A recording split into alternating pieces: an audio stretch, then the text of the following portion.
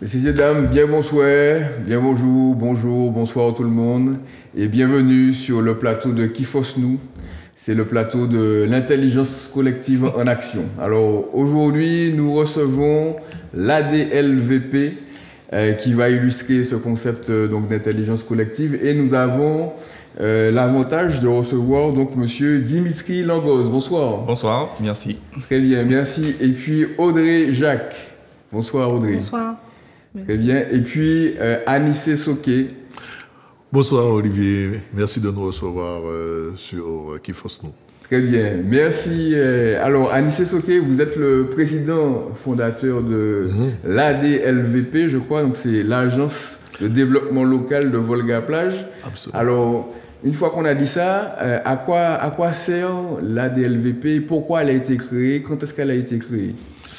Alors, merci de me poser la question. L'ADLVP a été créée en 2017. Nous, on avait d'abord un collectif qui s'appelait Volga-Plage Territoire Responsable, donc territoire acteur. On voulait prendre en main des choses parce que le quartier a été développé dans les années, il a été minéralisé, mais les voyants restent au rouge. Voyant sur la délinquance, sur les familles monoparentales, donc sur le social, sur l'éducation, etc. Donc on s'est dit qu'il faut qu'on fasse quelque chose. Et donc on avait décidé de prendre le vecteur du développement local. C'est-à-dire que trouver avec les forces du quartier, avec les atouts du quartier, comment on pourrait développer, trouver des leviers de développement de ce quartier. Donc on n'a pas voulu faire comme les associations qui se suppléent ou qui suppléent les dispositifs publics, comme ça se faisait avant, et que les gens sont épuisés à force, etc. Et on s'est dit qu'il fallait qu'on arrive avec une force technique beaucoup plus construite. Et on a fait une concertation avec tous les habitants et tout, et quand on a commencé à parler des problèmes dans les maisons, des problèmes d'éducation, des problèmes de construction, on a compris qu'il nous fallait un outil.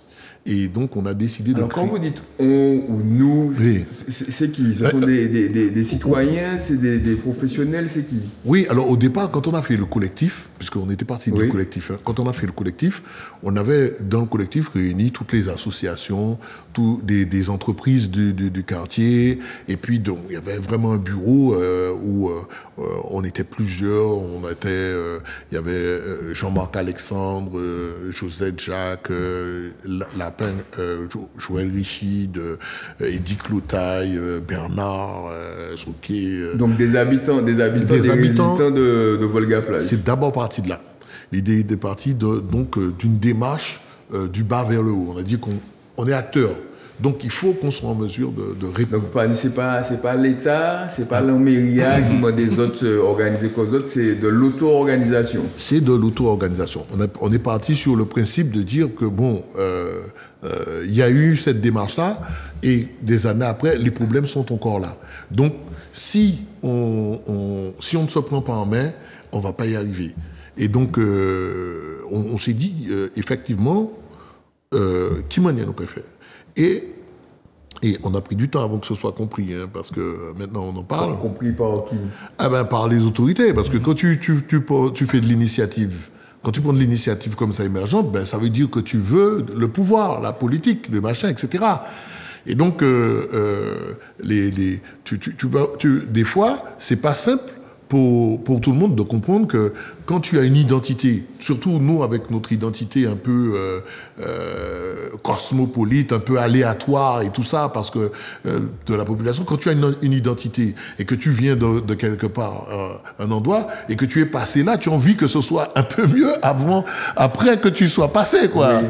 Et aujourd'hui, visiblement, vous avez réussi à établir un dialogue constructif avec les autorités. Ah oui, absolument. Et puis, donc, vous êtes venu ici pour nous parler d'une de vos nombreuses actions, hein, notamment donc les ateliers LARI, c'est ça, donc menés par l'ADLVP. Alors, Audrey Jacques, c'est quoi les ateliers LARI? Ça répond à quels besoins? Et puis, qu'est-ce que vous faites concrètement? D'accord.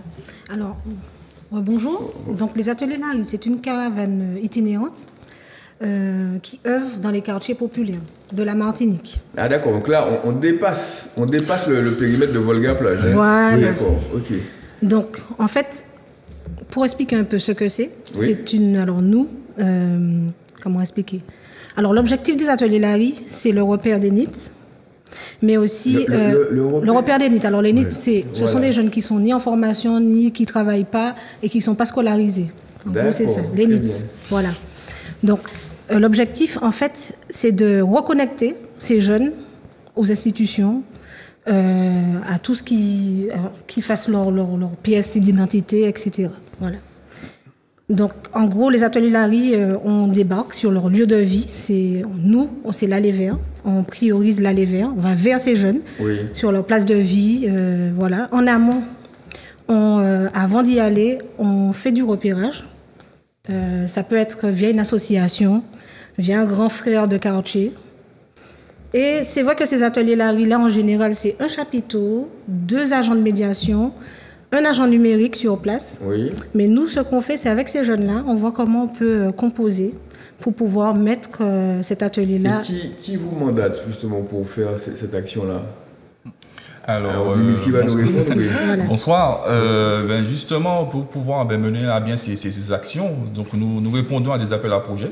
Donc aujourd'hui, nous sommes conventionnés avec l'État, la DIT, qui nous permet justement... Alors, c'est quoi la DIT?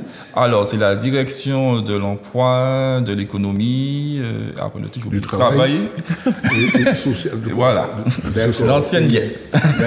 Voilà. L'ancienne direction du travail. Exactement. Oui, et aujourd'hui, nous sommes conventionnés et ça nous permet d'avoir un financement qui justement facilite le travail d'Audrey. Comme elle vous l'a indiqué, la mission consiste vraiment à aller vers ces jeunes dans leur lieu de vie. Oui.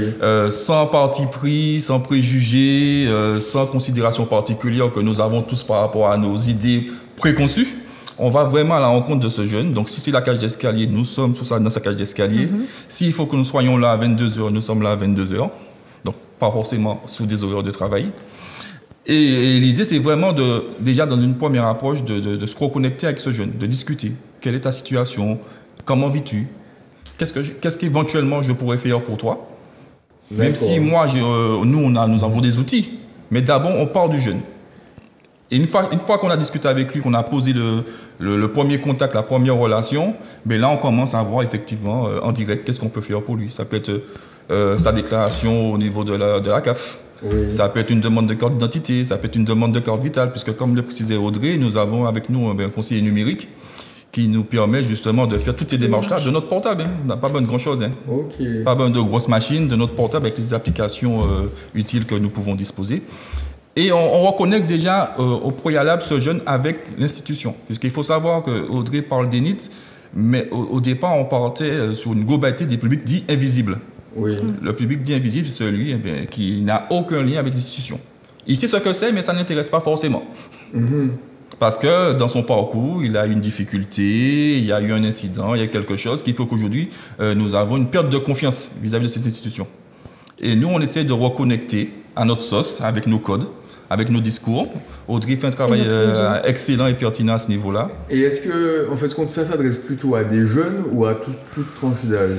Nous sommes sur un public dit invisible. Après, en fonction des spécificités de la convention qui nous lie avec le partenaire institutionnel, on fait remonter les données correspondant à la demande qui nous est confiée. Mais nous sommes ouverts à un public large, c'est-à-dire que demain, avec Audrey, on va dans un quartier, on rencontre à peu près une 50aine de personnes. Oui. On ne va pas lui dire non, je ne veux pas te parler.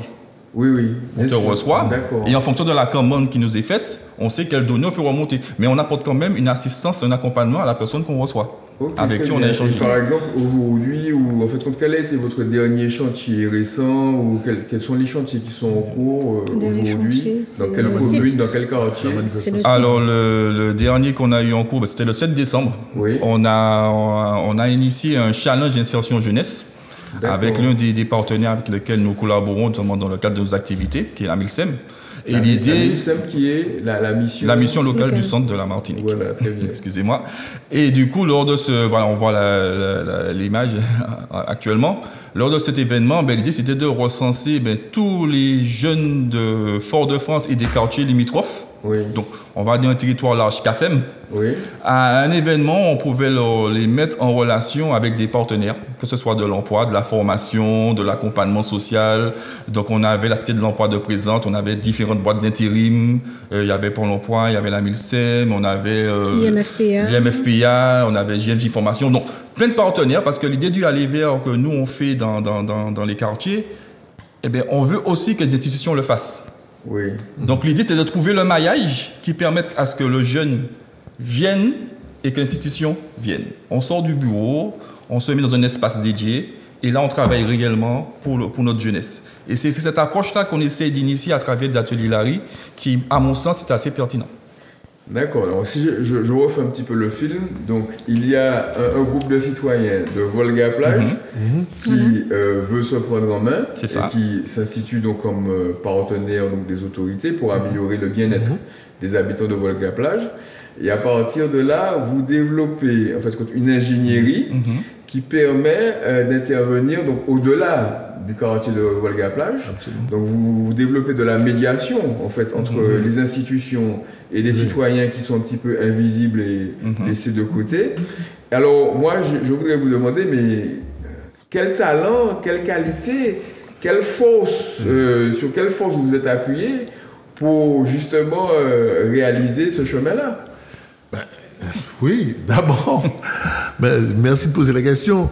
D'abord, il y a l'expérience. Tu sais, bon, nous, à force de rencontrer des difficultés, il a fallu qu'on trouve des leviers, des parcours. Oui. Donc, on a développé une certaine expertise. Et du coup, sur les dispositifs, sur la politique de la ville, on est particulièrement compétent sur le sujet. Il y a des experts de la politique de la ville. Des experts de la politique de la ville. D'accord. Et donc, notre territoire d'intervention, pour avoir un territoire suffisamment important, en fait, pour permettre de supporter l'organisation en place, a été le territoire de la politique de la ville. Mais si on n'a pas ça, on ne peut pas travailler efficacement sur Volga Plage parce qu'il nous faut une approche structurée pour travailler sur Volga Plage. Oui. Donc, on est parti de là directement à l'essaimage. Donc, on a développé une expertise sur la politique de la ville, à la fois de manière empirique comme de manière technique, tu vois. Ça veut dire que vous vous êtes formé. On s'est formé sur la question de la politique de la ville, on a été impliqué dans les institutions toutes ces années, au national comme au local, tu vois. Un jour, on a présenté à un ministre notre démarche qui était de passage avec la complicité du responsable de la politique de la ville de l'époque. Il n'a pas même dit ça, mais il m'a dit ça quand même. On l'a fait venir. Le premier qu'on a fait venir à Volga Plage, c'est comme ça. D'accord. Et pendant ça, la période de son déjeuner, on lui a présenté notre démarche. C'était quel ministre? C'était Lamy. D'accord. François Lamy. Oui. Et qui était le ministre de la politique de la ville.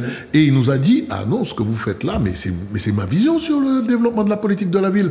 Ah non, il faut qu'on vous associe à notre démarche sur la réforme de la politique de la ville. Et nous ont associés au rapport Baquet-Meshmash, qui a ensuite donné la loi de 2014 sur la réforme de la politique de la ville. Et donc, à force de faire l'aller-retour avec le national, de partager, de co-construire, d'être au centre de ressources de la politique de la ville localement, tout ça, on a développé cette expertise-là. Ensuite, on a d'autres expertises. Audrey, de son côté, avait déjà, depuis très longtemps, parce que Audrey, on a commencé à travailler ensemble sur d'autres choses depuis très longtemps, et Audrey avait déjà été manager d'artistes. Alors Audrey va nous dire un petit peu, justement, donc qu'est-ce qu'aujourd'hui, notamment son rôle dans les ateliers Larry, puis dans la DLVP de façon plus large, et puis surtout, à partir de quelles compétences acquises où et quand? Alors, c'est vrai que j'ai été manager d'artistes, donc j'ai pu côtoyer des jeunes de quartier, parce que les artistes en question... Quel artiste, tu peux citer des noms? On a eu Politic Night, Saturn, LJ, que j'ai managé. Et ces jeunes-là étaient issus des quartiers populaires. Okay. Donc j'avais, dans un sens, un peu diagnostiqué les quartiers. Je savais un peu ce que c'était un quartier populaire. Je suis aussi issue de Volga Plage.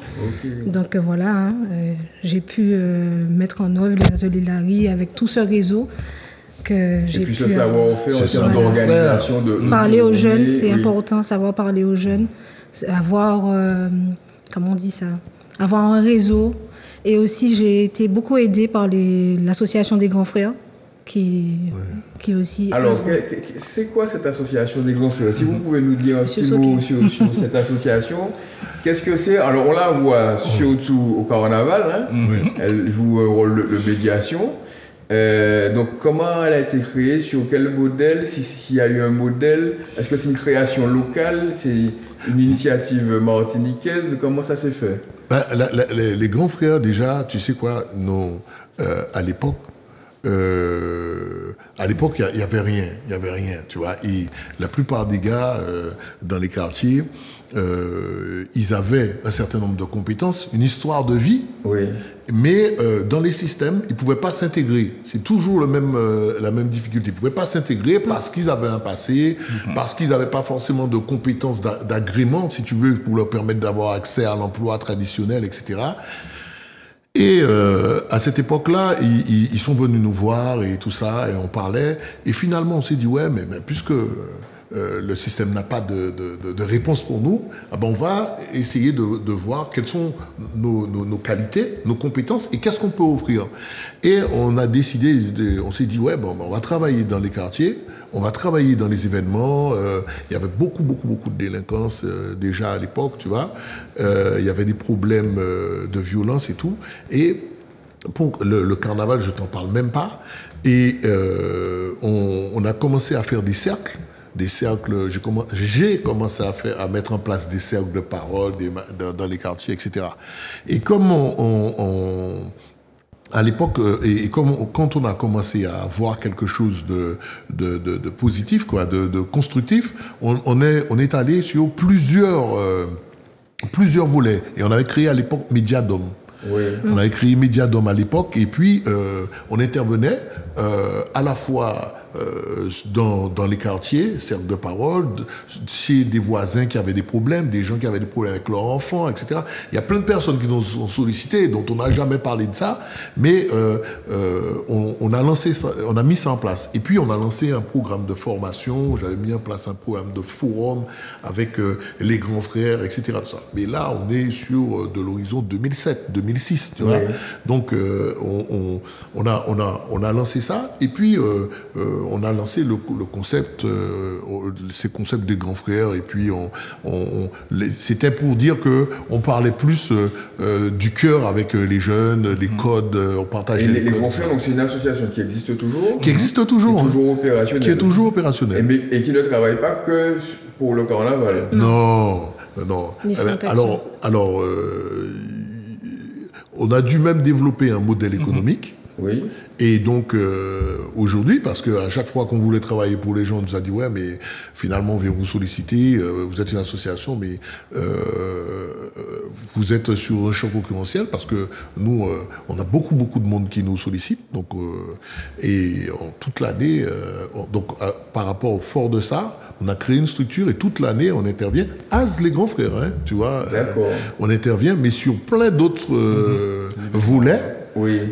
Pour des choses qui sont éclectiques, dans le volet privé, dans le volet personnel, et pour donc, les institutions. Pas seulement sur le territoire de Fort-de-France. Pas du tout. Sur toute la Martinique. Sur toute la Martinique. D'accord. Et tout ça est né à Volga-Plage. À Volga-Plage. Donc comme quoi, alors je voulais aussi aborder cette question-là, parce que vous participez à revaloriser l'image de Volga-Plage, qui quelquefois dans certains médias a une image un peu de violence.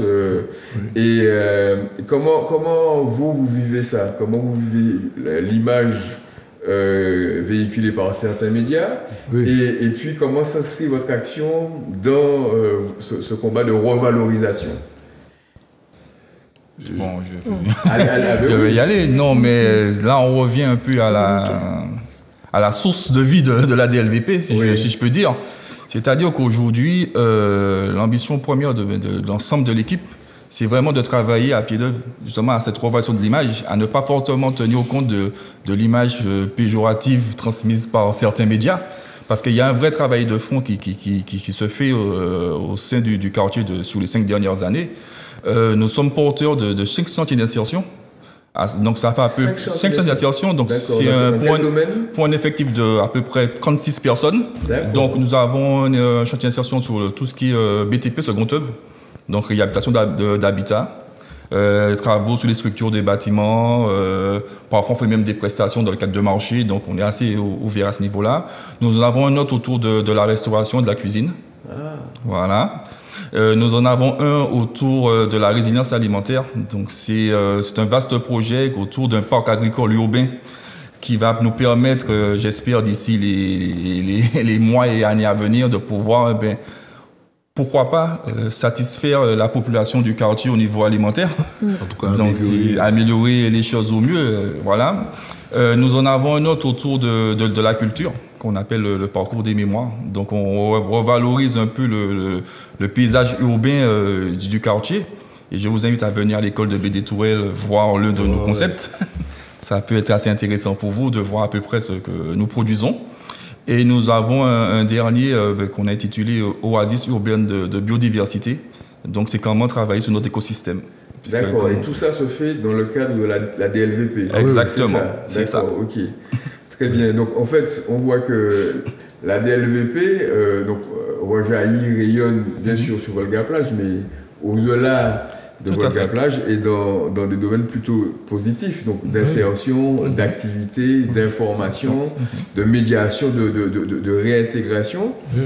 Et comment, alors, est-ce qu'il y a un lien ou non avec le think tank? J'ai entendu parler de atelier d'insertion, cuisine, et puis je me demande s'il n'y a pas un lien avec le think tank. Oui, absolument, absolument. En fait, le think tank, vraiment... Alors, est-ce que tu peux nous décrire un peu ce qu'est le think tank aujourd'hui? Oui, le think tank aujourd'hui, c'est vraiment une plateforme de développement culturel, tu vois, et de développement social et citoyen. Tu vois.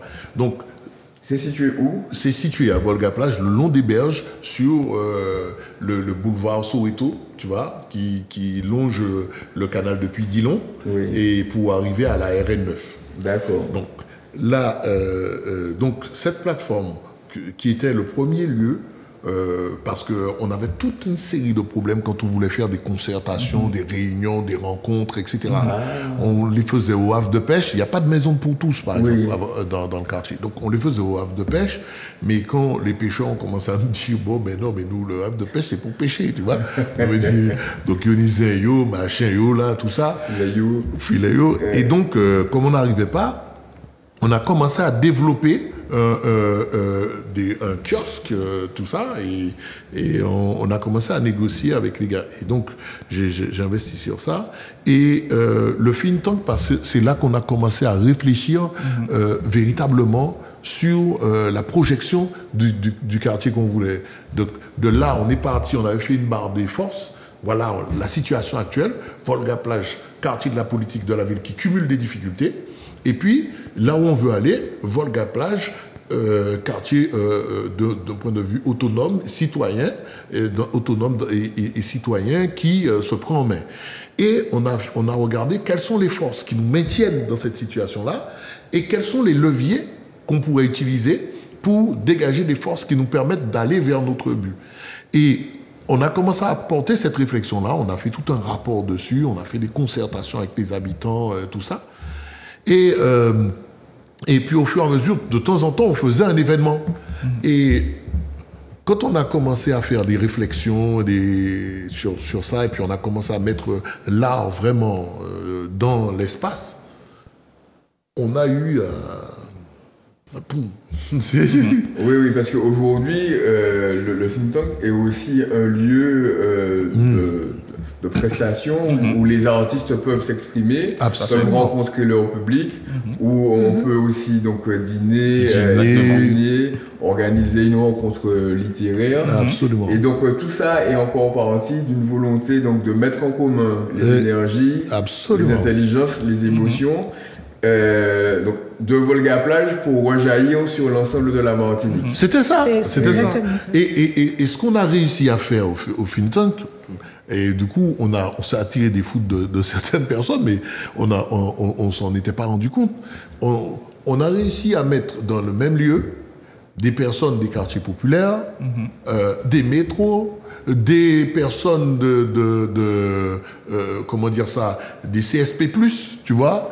Il y avait vraiment un lieu où, dans une certaine quiétude, tu vois, tout le monde était là, tout le monde s'amusait, etc., tout ça. Et on a réussi à faire ça. Alors qu'au départ, si tu veux, nous, on s'était dit, on était parti du principe des armes miraculeuses, que la culture, tu vois, il n'y a pas que les sound systems avec une culture qui, tu vois, qui programme les gens et qui parle constamment, tu sais, du dancehall chata, des trucs. C'est pas que c'est pas bon, il y a ça aussi, tu vois. Mais avoir un quartier où il n'y a que ça, et il n'y a pas une autre offre, etc., ça ghettoisait le quartier culturellement. Et on était parti sur le principe de la déghettoisation. On a posé ça. De l'ouverture. Très bien. Eh bien, écoutez, Dimitri, Audrey, Anissé, merci beaucoup pour ce témoignage-là. Alors, il n'y a pas assez de temps. Hein, on pourrait dire beaucoup plus sur Volga Plage. Mais là, donc, très chers téléspectateurs, j'espère que vous avez compris que Fosse Volga Plage, c'est Fosse PIA. Donc, merci à Volga Plage, merci à vous. Et puis, merci à vous, téléspectateurs, de votre attention et de votre intérêt pour cette émission-là. Et à très très bientôt sur le plateau de Qui Fosse Nous, le magazine de l'intelligence collective en action. À bientôt. Merci. Merci.